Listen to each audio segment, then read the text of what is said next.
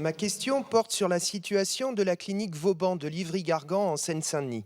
Son propriétaire, le groupe AVEC, a refusé de répondre aux recommandations de l'Agence régionale de santé et a décidé le 12 juin dernier de cesser l'activité de maternité puis de chirurgie qu'effectuait cette clinique. L'ARS en a pris acte. Le département de la Seine-Saint-Denis est reconnu comme un désert médical avancé. 7 habitants sur 10 seulement ont un médecin traitant. L'espérance de vie de la population est inférieure à la moyenne régionale, mais le taux de pauvreté y est le double.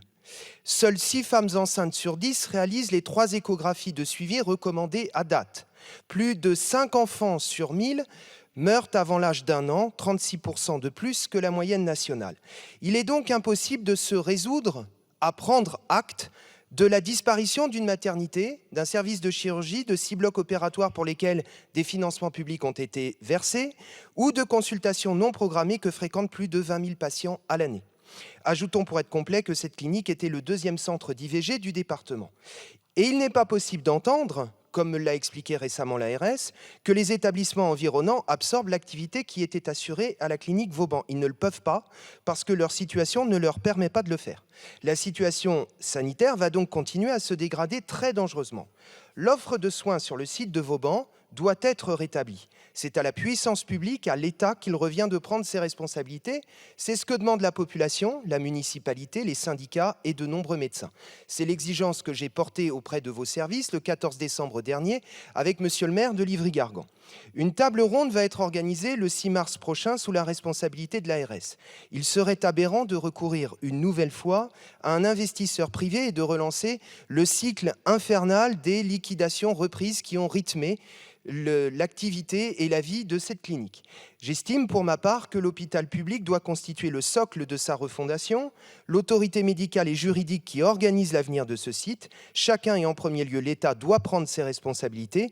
Sans préjuger des résultats de la table ronde que j'ai mentionnée et que j'espère évidemment fructueuse, quelles actions comptez-vous entreprendre pour empêcher le désastre qu'entraînerait la disparition définitive de l'offre de soins sur le site de la clinique Vauban? Monsieur le député, vous rappelez la situation de la clinique Vauban et sa fermeture donc depuis son placement en liquidation judiciaire en juillet 2023.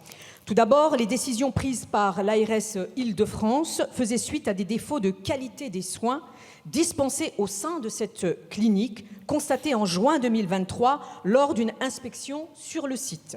Ces contrôles conduit à des événements indésirables graves et à la mise en danger, je dis bien la mise en danger, des patients accueillis au sein de cet établissement. Je rappelle que le retrait des autorisations d'activité de soins fait suite à l'incapacité du groupe à mettre en œuvre les injonctions qui résultaient de ces manquements graves constatés aussi bien en obstétrique et en chirurgie qu'en médecine. Si notre objectif est bien entendu de garantir une offre de soins de qualité qui réponde aux besoins des Livriens et des Livriennes, il est d'abord et avant tout absolument important d'assurer la sécurité et la qualité des soins. L'État s'est bien mobilisé pour limiter effectivement l'impact de la fermeture de la clinique Vauban. Tout d'abord, les usagers impactés ont pu tous, je dis bien tous, être réorientés et bénéficier d'une offre de soins de proximité. Les professionnels de santé libéraux qui exerçaient sur le même site ont pu continuer leurs activités car le maire, en lien avec l'ARS, leur a immédiatement proposé de nouveaux locaux avant la création du futur pôle de santé de spécialité qui est en projet.